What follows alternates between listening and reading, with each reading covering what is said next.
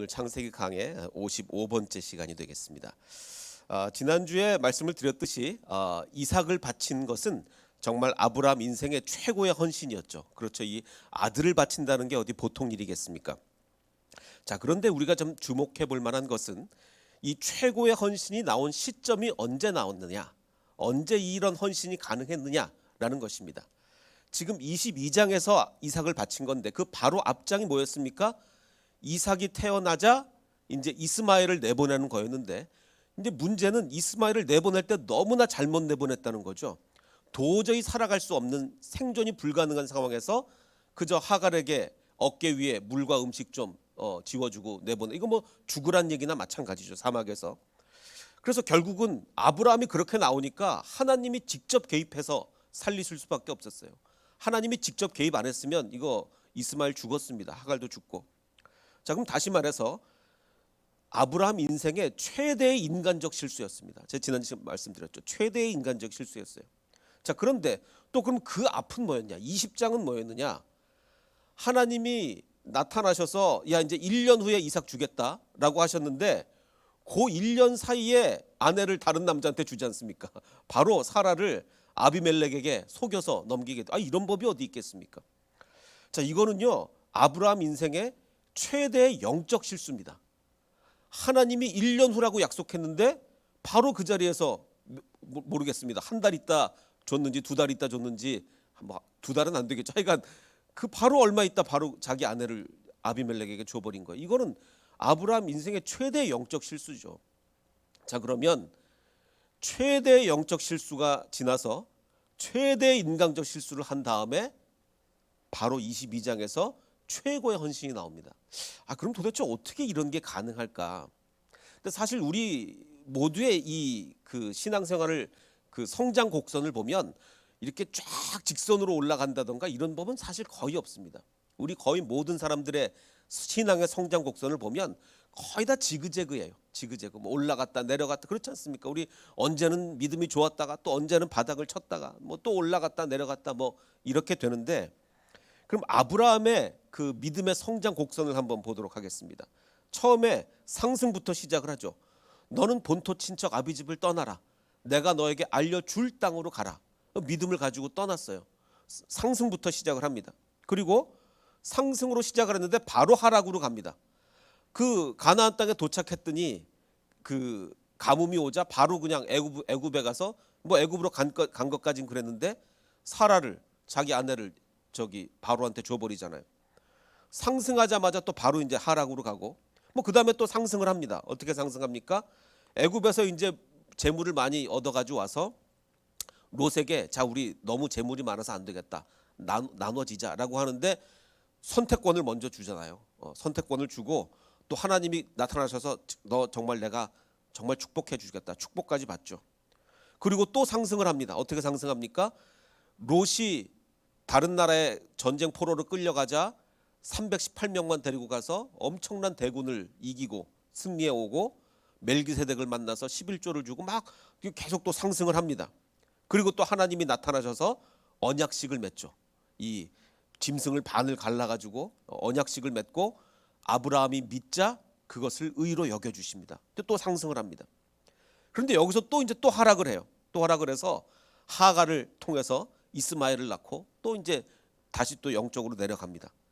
그런데 또 하나님이 또 나타나셔서 할례 언약을 맺으시고 또 상승을 하고, 자, 이번엔 또 아주 상승을 합니다. 천사를 만나서 잘 대접을 하고 소돔을 위해서 중보 기도를 하고 또 이렇게 아브라함 믿음이 상승을 해요. 자, 근데 이제 문제는 그 천사까지 직접 만나고 하나님을 만나고 중보 기도도 하고 여기까지는 좋았는데 그 다음에 아주 바닥을 칩니다. 이 다음이 뭡니까? 아비멜렉에게, 아니 1년 후에 이삭을 준다고 했는데 아비멜렉에게 사라를 보냅니다. 이런 법이 없죠. 아주 바닥에 바닥을 친 거예요. 바로 그 다음에 또 이스마엘을 도저히 죽을 수밖에 없는, 완전 죽으란 얘기랑 똑같이 이렇게 이스마엘을 내보내고 바닥을 칩니다. 자, 그런데 이 바닥을 친 아브라함의 믿음이 다시 한번 최고점을 바로 찍어버립니다. 이삭을 바치는 거예요. 자, 그러면 아니 뭐 롤러코스터도 이런 롤러코스터가 어디 있겠습니까? 뭐 좀 이렇게 지그재그 정도는 알겠는데 이렇게 바닥을 쳤다가 이렇게 최고로 올라가는 게 어떻게 이렇게 가능할까? 어떻게 이렇게 가능할까를 한번 좀 생각을 해볼 필요가 있습니다. 이 죽은 것과 살아있는 이 생명과 생명이 없는 것과는 굉장히 차이가 있죠. 그 제가 굉장히 아끼는 이 화초가 그 저의 목양실의 화초가 작년에도 지금처럼 갑자기 추워진 날이 있었어요. 갑자기 추워진 날이 있어가지고 화초가 완전히 다 죽어버렸습니다. 뭐 겉보기에는 도저히 생존 가능성이 없는 화초가 돼버렸어요. 제가 참 아끼는 화초인데, 자 그래서 이걸 어떡하나 이제 했는데 우리 권주영 전도사님이 제가 한번 살려보겠습니다라고 하더니 뭐 거기다 영양제를 투입을 하고 뭐 이렇게 물을 주면서 이 화초하고 막 대화를 하더라고요. 화초하고 막 대화를 하면서 이러다니까 화초가 정글이 돼버렸습니다. 이렇게 오히려 그 전보다 더 살아났어요. 완전히 죽은 줄 알았는데 이건 뭐 도저히 생존의 가망성이 없다 그랬는데 그 전보다 더 살아났습니다. 생명이 있는 존재는 달라요. 생명이 있는 존재는 정말 죽기 직전까지 갔다고 할지라도 그 전보다 더 풍성하게 살아날 수 있는 게 이게 생명입니다. 자, 생명은 이렇게 다른 반면에 대조적으로 이 무생물은 이 자동차 배터리는 달라요.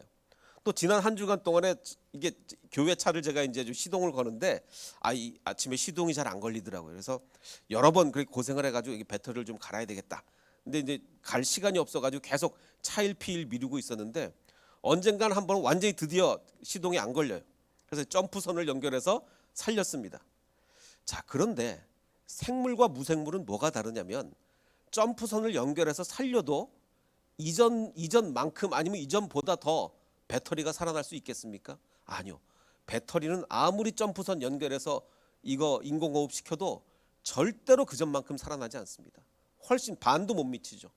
절대로 다시 살아날 수가 없어요. 그래서 점프선을 연결해서 일단 뭐 며칠 연장을 했는데 드디어는 언젠가 이제 아침에 그저께군요. 아침에 이제 교회를 오다가 잠깐 편의점에 들어갈 일이 있어서 그 비상등을 켜놓고 편의점에 들어갔다 온 사이에 완전히 죽어버렸어요. 야, 그래서 이건 도저히 지금 안 갈면 안 되겠다. 그래서 바로 보험회사 불러가지고 저기 한 다음에 바로 이제 그날로 뭐 배터리도 갈고 다 갈았는데, 자, 생명이 있는 것과 없는 것은 이렇게 다른 거죠. 생명이 있는 것은요, 극저점을 지나도 나중에는 결국 이전보다 더 풍성해질 수 있는 게 생명을 살아있는 존재예요. 이게 살아있는 신앙입니다. 살아있는 신앙이 살아있는 사람은, 그렇죠, 우리가 사람이기 때문에 아브라함처럼 바닥을 칠 수도 있어요. 우리의 신앙이 바닥 칠 수도 있습니다. 아마 지금 우리 코로나 시기에 아마 우리 대한민국에 바닥을 치는 신앙이 많을 겁니다. 자, 그런데 살아있는 신앙은 바닥을 쳤어도 이전보다 더 풍성해질 수가 있습니다. 우리 햇세드 교회는 이 코로나를 지나면서 아마 이전보다 더 풍성해져야 될 것 같아요. 그런데 죽은 신앙은 결코 더 좋아질 수가 없습니다. 죽은 신앙은 끝이에요. 아무리 뭐 점프선을 연결하고 해도 그거는 나중에 폐기될 수밖에 없는 거죠. 이렇게 죽은 것과 살아있는 것은 이렇게 다릅니다. 자, 이제 하나님이 아브라함을 부르시는데 이제 22장 1절부터 한 절 한 절 좀 보겠습니다. 하나님이 아브라함을 이제 그냥 부르시는 게 아니라 시험하실 목적으로, 시험을 해야 되겠다라는 목적으로 아브라함아 하고 이제 시험하시려고 불렀습니다. 왜냐하면 방금 말씀드린 것처럼 지금 아브라함은 믿음의 최저점을 지나고 있어요. 가장 바닥을 치고 있습니다. 영적으로나 뭐 인간적으로나 최저점을 치고 있는 아브라함에게 시험하시려고 나타나십니다. 왜냐하면 시험하시지 않으면 도저히 안 되는 시점에 온 거예요. 이스마엘도 죽으란 식으로 내보냈죠. 뭐 그 사라를 아비멜렉에게 주죠. 그러니까 도저히 시험하지 않으면 안 되는 그 시점에 온 겁니다. 그래서 하나님이 시험하시기로 한 거예요. 그래서 자, 여기서 하나님이 아브라함을 시험하시려고 부르자 아브라함아 하시니 여기서 이제 그 아브라함의 대답이 참 중요합니다. 뭐라고 대답하냐면 내가 여기 있나이다. Here I am. 히브리어는 힌네니 이렇게 되어 있는데, 자, 물론 이제 요거를 뭐 직역은 아닌데 잘 번역했어요. 내가 여기 있나이다라고 번역을 잘한 것 같아요. 자, 그런데 이 말이 22장에 두 번 더 나옵니다. 내가 여기 있다 라는 말이 두 번 더 나와요. 이게 핵심이란 얘기죠. 자, 그러면 이제 2절에 여호와께서 이르시되 너의 아들 너의 사랑하는 독자 이삭을 데리고 모리아 땅, 이제 나중에 이게 예루살렘이 됩니다. 그 모리아 땅 예루살렘으로 가서 거기서 그를 번제로 드려라. 이렇게 하나님이 말씀을 하십니다. 자, 지난번에 말씀드렸듯이 이슬람교 사람들은 누구를 바쳤다고 주장하고 있어요? 이삭을 바친 게 아니라 이스마엘을 바쳤다고 주장하고 있어요. 그 사람들은 또 거기서 더 나아가서 이 예루살렘 땅에서 예루살렘에서 무하마드가 승천 하늘로 올라갔다 이렇게 주장을 하고 있어요. 그래서 그들이 주장하는 그 자리에 뭘 세워놨냐면 황금돔, 이 자기네 이 황금돔 사원을 자기 이슬람 사람들이 여기다 세워놓은 거죠. 근데 이제 문제는 유대인들이 주장하기는 거기가 솔로몬 성전이 있는 자리다. 이래가지고 지금 이 자리를 놓고 지금 그 유대인들과 이슬람교가 뭐 엄청난 신경전을 지금 벌이고 있는 거죠. 잘못하면 이것 때문에 뭐 3차 대전이 날 수도 있는 그런 자리예요. 자, 그러자 이제 아브라함이 뭐라고 대답을 했느냐? 이게 정말 어마어마한 요구 아니겠습니까? 이 엄청난 요구에 네 아들을 번제로 드려라라는 이 요구에 아브라함이 뭐라고 대답을 하냐면 이렇게 나옵니다. 아브라함이 아침에 일찍 일어나 나귀의 안장을 지우고 두 종과 그의 아들 이삭을 데리고 번제에 쓸 나무를 쪼개 가지고 떠나 하나님이 자기에게 일러주신 곳으로 갑니다. 대답이 안 나오고 뭐가 나옵니까? 행동이 나오죠. 행동. 그래서 아브라함은 지금 대답이 아닌 행동으로 순종을 보여주고 있는 거예요. 주님께 진짜 순종하는 건 대답이 아닙니다. 대답이 아니라 행동하는 믿음이에요. 행동하는 믿음. 자, 그런데 아까도 말씀드렸듯이 아니 어떻게 이렇게 너무 극적이다. 이렇게 가장 최저에서 어떻게 가장 최고로 이렇게 전환이 가능할까를 우리가 한번 생각해 볼 필요가 있습니다. 아마 그 로젠탈 효과라고 너무나 유명한 법칙을 잘 아실 겁니다. 아마 교육학 배우신 분들은 다 배우셨을 것 같은데 그 하버드대 심리학 교수인 그 로젠탈 박사와 그 제이콥슨이라는 그 아마 초등학교 교장 출신의 박사인데 이 두 분이 이제 공동으로 그 피그말리온 효과가 이 교육 현장에서 어떻게 적용되는지를 한번 이제 실험을 해본 거죠. 그 실험 내용은 이렇습니다. 캘리포니아주의 한 초등학교에서 학생들을 상대로 이제 IQ 검사를 하는 거예요. IQ 검사를 해놓고 교사들에게 거짓 정보를 알려줍니다. 어떤 거짓 정보를 알려주냐면 그 20%의 학생을 무작위로 뽑아 그냥 랜덤하게 그냥 뭐 아무렇게나 20%를 뽑은 거예요. 그냥 별의별 애들이 다 있겠죠. 그 20%의 학생들을 선생님에게 거짓말로 알려줍니다. 뭐라고 알려주냐면 우리가 이 IQ 테스트랑 이런 걸 해본 결과 이 20%의 아이들은 지적 능력이나 학업 성취의 향상 가능성이 아주 큰 애들이다. 아주 향상 가능성이 높은 애들이라고 이 교사들에게 거짓말로 알려줍니다. 교사들은 이 20% 애들은 좀 향상될 가능성이 아주 많은 애들이구나. 그렇게 이제 압니다. 그리고 이제 교육을 시킵니다. 근데 진짜로 향상 가능성이 있는 애들이 아니라 그냥 무작위 애들이에요. 근데 이제 8개월 후에 다시 한번 IQ 테스트를 하는데 다른 애들보다 이 20%의 아이들이 월등하게 더 향상이 된 거예요. 교사가 얘네들은 향상될 애들이다라는 걸 믿고 교육을 하니까 진짜로 이게 애들이 향상이 된 거예요.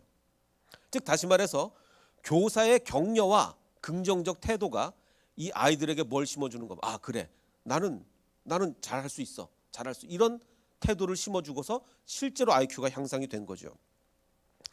저는 그래서 이 아브라함도 이 로젠탈 효과를 경험한 게 아닌가라는 생각이 듭니다. 우리가 사실 그동안 성경을 읽을 때 성경을 읽었으면서도 별로 중요하게 여기지 않고 넘어간 구절이었는데 그게 뭐냐면 아비멜렉이 다시 한번 아브라함을 만나서 뭐라고 얘기합니까? 아브라함, 당신은 무슨 일을 하든지 하나님이 당신이라고 함께하는군요. 무슨 일? 나를 속여도 당신하고 함께하고 당신 뭐 보니까 잘하는 거 하나도 없는 것 같은데 당신이 무슨 일을 하든지 하나님이 너와 함께 계시는구나. 자, 아브라함이 이 이야기를 듣고 저는 아마 충격에 휩싸이지 않았을까 생각합니다. 저는 아마 이 말이 아브라함의 인생을 바꾸는 말이 되지 않았을까. 내가 심지어는 잘못하더라도 하나님이 나와 함께 하시는구나. 그렇게 나와 함께 하시는 하나님이라면 이제는 내가 정말 하나님께 순종해야 되겠구나. 아마 그 생각을 하지 않았을까요? 그래서 모르겠습니다. 이 아비멜렉이 이 말을 한 순간과 아브라함이 나중에 정말 이삭을 바치게 되는 순간까지 성경에서는 바로 다음으로 그냥 넘어가는데 바로 다음에 그렇게 되는 것 같은데 적어도 10년 이상은 흘렸겠죠? 모르겠습니다. 아마 10년이라면 그 10년, 15년이라면 15년, 아브라함은 제가 아브라함이었다면 아마 15년 내내 이 말씀을 이 말을 그 아비멜렉의 말을 머릿속에 계속 반복했을 겁니다. 아, 하나님이 내가 이렇게까지 잘못했는데도 그래도 나와 함께 하시는구나. 그러면 내가 주님께 정말 순종해야 되지 않을까. 아마 그 생각을 했을 겁니다. 그래서 그는 최고의 순종을 하는 사람으로 이렇게 신앙의 극저점까지 갔다가 결국은 최고의 순종하는 사람으로 이렇게 바뀌게 되는 것이죠. 그래서 7절에 보면 이제 이삭을 데리고 갑니다. 이삭을 데리고 가자 이삭이 눈치가 있으니까 아버지 아브라함에게 내 아버지여, 아버지 이렇게 부릅니다. 뭔가 좀 이상하니까 아버지 부릅니다. 자, 그러자 여기서 아브라함이 내 아들아 내가 여기 있노라. 이것도 Here I am이에요. 힘내니 Here I am. 내가 여기 있다. 그러자 이삭이 이렇게 얘기합니다. 아니 보니까 지금 번제 드리러 간다 그랬는데 불과 나무는 있는데 번제할 어린 양은 어디 있습니까? 야, 이 아브라함이 도대체 뭐라고 대답을 해야 됩니까? 그러자 아브라함이 이렇게 얘기합니다. 내 아들아 번제할 어린 양은 하나님이 자기를 위하여 친히 준비하시리라. 근데 사실은 지금 아브라함은 나중에 하나님이 숫양을 준비하시는 거 전혀 몰라요. 전혀 모르는데 글쎄 모르겠습니다. 이게 그냥 대답할 게 없어서 이렇게 대답을 했는지 그건 모르겠어요. 하여간 아브라함이 이렇게 대답을 했습니다. 자, 그리고 이제 드디어 이제 이삭을 바치는 순간까지 가는데 여러분이 하나님이라면 아브라함한테 아 됐다 이제 그만 됐다. 아 이제 내가 양을 보여줄 테니까 양을 잡아라. 언제 나타나셔서 이렇게 대답을 하시겠습니까? 우리가 하나님이라면. 자, 한번 보겠습니다. 하나님이 이제 그에게 일러주신 그 장소까지 딱 갔습니다. 자, 이제 성경의 기록 방식은요. 그러니까 성경을 읽을 때 그 마치 그 기록 방식을 잘 파악을 하면 마치 영화처럼 그 기록 방식을 파악하면 뭘 우리에게 알려주려는지 그 의도가 느껴져요. 자, 이 영화 같으면 이제 클라이막스인데 클라이막스에서 이 감독의 카메라가 이 아브라함의 동작을 천천히 한 동작씩 우리한테 알려줍니다. 그냥 번제를 준비했다 이렇게 얘기하지 않고 이에 아브라함이 그곳에 제단을 쌓습니다. 아, 제단 정도 쌓았으면 이제 진짜 이삭을 바치겠다는 얘기죠. 그럼 여기서 하나님이 짠 나타나서 됐다 이제 그만해라. 근데 그러지 않아요. 나무를 벌려놓습니다. 나무를 벌려놓는 것까지 카메라가 앵글 잡아서 하나하나 보여줘요. 그 다음에 그의 아들 이삭을 결박합니다. 묶어요. 그걸 다 보여줘요. 성경은 그거를 다 클라이막스에서 한 동작 다 보여줍니다. 그 제단 위에 나무를 놓습니다. 그 동작까지 다 보여줘요. 그리고 이제 손을 내밀어 칼을 잡는 것까지 보여줍니다. 아, 이 정도면 나타나셔야죠. 하나님이. 이 정도면 나타나서 됐다. 네 마음 알았으니까. 자, 그런데 그 아들을 죽이려고까지 하는 그 순간까지 왔습니다. 그러니까 결국은 이 순간까지 온 거예요. 정말 이제 칼을 내리치기만 하면 아들을 죽일 수 있는 그 순간까지 온 겁니다. 근데 하나님은 그때까지 한마디도 안 하고 계시다가 정말 아브라함의 속은 얼마나 타들어가겠습니까? 얼마나 타들어가겠어요. 한마디도 안 하고 계시다가 바로 이 순간이 돼서야 여호와의 사자가 하늘에서부터 그를 불러 이르시되 아브라함아 아브라함아. 제가 아브라함 같으면 딱 하나님 저 간 떨어질 뻔했습니다. 아마 그렇게 얘기할 것 같아요. 아니 조금 한 2, 3분만 더 일찍 말씀을 하시지. 정말 장작 올려놓는 정도 되면 이미 다 내 마음 결정했다는 거 아닙니까? 그럼 그때 하나님 야 됐다 이러지 않고 정말 하나님 이 마지막 순간까지 정말 오셨어야 했습니까? 정말 제 간 다 문드러졌습니다. 아브라함아 이렇게 하시자 아브라함이 이렇게 얘기합니다. 아브라함이 이르되 내가 여기 있나이다. Here I am. 힘내니 이렇게 얘기를 합니다. 한 장에 내가 여기 있나다가 3번이 나와요. 자, 자기 아내를 다른 남자한테 내줄 때는요 어디가 있는지 보이지가 않았어요. 아브라함이 어디가 있는지 안 보였죠. 자기 아내를 다른 사람한테 내주면서 뭐 어디 나타나겠습니까? 보이지 않던 아브라함이 22장에는 내가 여기 있나이다 이렇게 3번 등장을 하게 됩니다. 자, 그리고서 이제 아브라함이 눈을 들어 이렇게 살펴보니까 한 숫 양이 저 뒤에 있는데 이제 뿌리 나무에 걸려 있는 거예요. 그래서 아브라함이 가서 그 숫 양을 가져다가 아들을 대신해서, 이 대신이 중요한 거죠. 대신해서 번제로 드립니다. 자, 그럼 이 양은 당연히 우리가 알듯이 누구를 예표하고 있습니까? 예수 그리스도를 예표하고 있는 거죠.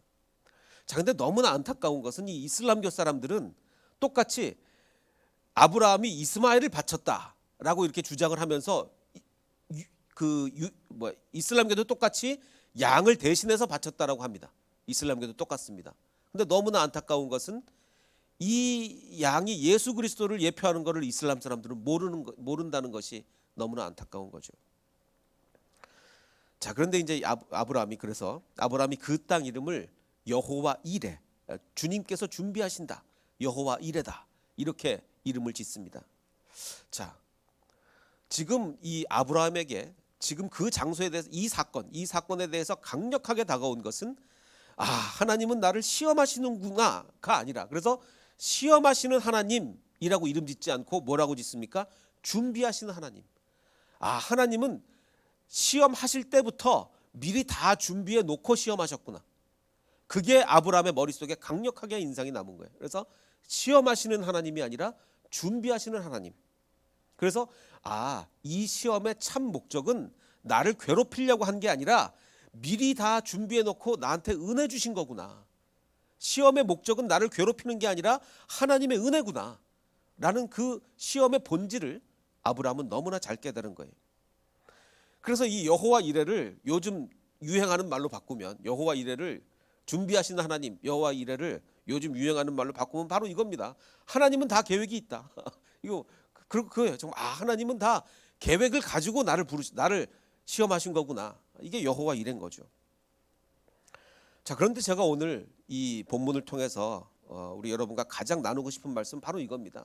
하나님이 언제 아브라함한테 이제 됐다 라고 언제 그러셨느냐. 정말 아브라함이 1초만 더 지났어도 이걸 내리쳤을 텐데 바로 정말 마지막 초에, 마지막 순간에 부르신 거예요. 근데 이건 아브라함 때만 그런 게 아닙니다. 지금 하갈이 죽어가고 있어요. 이스마엘도 마찬가지. 두 사람이 지금, 하갈도 그렇고 이스마엘도 그렇고 죽어가고 있어요. 하갈이 자기 아들 죽는 거를 참아보지 못해서 저 멀리 떨어져서 혼자 부르짖고 있습니다. 그때 하나님이 나타나시죠. 아니, 지금 이 어깨에 물을 메고, 가죽 부대에 물을 메고 갔으니까 글쎄 며칠을 견뎠을지 모르겠습니다. 한 3일 정도 견뎠을까요? 하루 정도 지나면 더군다나 이 지금 하갈과 이스마엘은 불쌍한 사람들 아닙니까? 하루 정도 지나면 나타나셔도 되잖아요. 그래서 그동안 너 참 고생 많았다. 내가 너 물을 발견하게 해줄 테니까 내가 너를 살려주겠다. 이러셔도 되잖아요. 하루 지나도 안 나타나셨어요. 이틀 지나도 이 마음이 얼마나 불안했겠습니까? 지금 우리 하갈에 한번 감정이입을 해보면 지금 물이라고는 내 어깨 위에 있는 가죽 부대 물밖에 없어요. 지금 여기 사막이에요. 아들하고 지금 같이 가고 있어요. 지금 주인인 아브라함은 아들 나라고 해놓고 내 아들 나라고 해놓고 지금 종 한 명 없이 딸려 보냈어요. 지금 이제 이틀째 물 거의 다 없어졌어요. 사흘째 이제 물이 하나도 없어요. 나흘째 물 없이 하루 지났습니다. 닷새째 물 없이 이틀 지났습니다. 그때 정도 하나님 나타나셔도 되잖아요. 근데 아닙니다. 언제 나타나셨죠? 정말 죽기 직전에 나타나셔서 하갈아 이 부르십니다. 그리고 물을 보여주시죠. 제가 마태복음 강해를 할 때, 마태복음 강해 이제 7번 강해가 마지막 순간에 역사하는 하나님이었어요. 이 하나님은 이렇게 아브라함도 그렇고 하갈도 그렇고 마지막 순간에 역사해 주십니다. 우리에게 늘 기다리게 하세요. 정말 철저히 기다리게 하십니다. 그리고 도저히 하나님의 역사하심이 아니면 안 될 그 시점에 나타나 주신다는 거죠. 이게 너무나 자주 그러는 거예요. 이 마태복음에 보면 이 요셉과 마리아에게도 제발 좀 미리 좀 알려주시지, 정말 마지막에 우리가 요셉 입장이 돼 보십시오. 지금 자기랑 정혼한 여자가, 마리아가 임신을 했대요. 자기랑 정혼을 했는데 임신을 했대요. 완전 정말 속이 뒤집어질 일이죠. 그 요셉이 지금 어떻게 생각하냐면, 요셉이 의로운 사람이어가지고 이를 드러내지 않고 가만히 끊고자 했더니 속은 지금 타들어갑니다. 그래서 근데 제가 요셉 같으면 나중에 하나님한테 이렇게 따질 것 같아요. 아니 하나님, 이게 지금 보통 일입니까? 성령을 통해서 임신을 해 주시려면 임신하기 전에 나한테 천사를 통해서 나타나서 너 놀라지 마라. 너랑 정혼한 마리아가 이제 임신을 할 거야. 근데 그것은 성령을 통해서 할 거란다. 이렇게 좀 미리 말씀해 주시면 어디가 덧납니까? 지금 임신했던 소식 들고 막 속이 막 뒤집어지고 이거 도대체 어떻게 해야 되냐? 저 여자를 어떻게 뭐 죽여 살려 막 원래는 죽여야 되는 거예요. 율법에 의하면 죽여야 되는 거예요. 율법에 의하면 뭐 죽여 살려 막 이러면서 이러고 있는데 완전 뭐 거의 패닉까지 다 갔는데 이 일을 생각하고 이제 마지막 실행에 옮기려 그럴 때 그때 주님의 사자가 나타나네요. 그래서 그에게 잉태한 자는 성령으로 된 것이라. 임신하기 전에 나타나시면 좀 어떻게 됩니까? 이 속 다 뒤집어 놓고. 그리고 뭐 아이가 태어난 다음에 동방 박사가 이제 왔다가 그 후에도 마찬가지예요. 이제 동방 박사가 왔다 간 다음인데 동방 박사가 떠난 후에 주님의 사자가 요셉한테 이렇게 얘기합니다. 지금 헤롯이 니네를 죽일라 그런다. 이걸 알려주시는 거예요. 좀 미리 알려주시지. 얼마나 급했냐면 헤롯이 아기를 찾아 죽이려고 하니까 지금 꿈에 나타나신 건데 일어나라는 거예요. 꿈속에. 얼마나 급했는지 꿈꾸고 있는데 일어나라는 거예요. 빨리 도망가라는 거예요. 헤롯이 죽인다고. 좀 미리 알려주시지. 미리. 하나님은 우리에게 물론 미리 알려주실 때도 있습니다. 미리 알려주실 때도 있는데 제가 정말 성경을 이렇게 보거나 아니면 제 인생을 보거나 다른 분들의 이렇게 삶을 볼 때도 하나님이 그렇게 미리 알려서 아주 속 편하게 준비하게 안 하시더라고요. 안 하십니다. 근데 중요한 것은 반드시 도와주신다는 거예요. 반드시 우리와 함께 하시는데 결코 미리 하시지는 않는다는 거예요. 수많은 정말 기도와 고난의 기간을 겪게 하신다는 거예요. 그런데 어떻게 생각해 보면 마지막 순간에 역사 주시는 게 맞습니다. 그래야만 합니다. 왜? 그렇지 않으면 우리가 기도하겠습니까? 그렇지 않으면 하나님이 미리 다 알려주시고 미리 다 이렇게 해놓고 하시고 그러면 어느 누가 기도하겠습니까? 우리 기도 안 합니다. 기도 안 해요. 정말 마지막 순간에 역사하셔야 되니까 그래야 우리가 기도하니까 하나님은 우리 삶에 늘 마지막 순간에 역사하시는 거죠. 그래서 정말 우리는 어렵고 힘든 기간을 지날 때가 너무나 많이 있습니다. 그럴 때 우리는 늘 이렇게 생각하죠. 도대체 언제 주님께서 역사하실 것인가? 도대체 언제? 정말 이 아브라함은 정말 그 이삭을 데리고 올라가고 제단을 쌓고 장작을 놓고 묻고 이러면서 하나님 도대체 언제 역사하실까? 언제?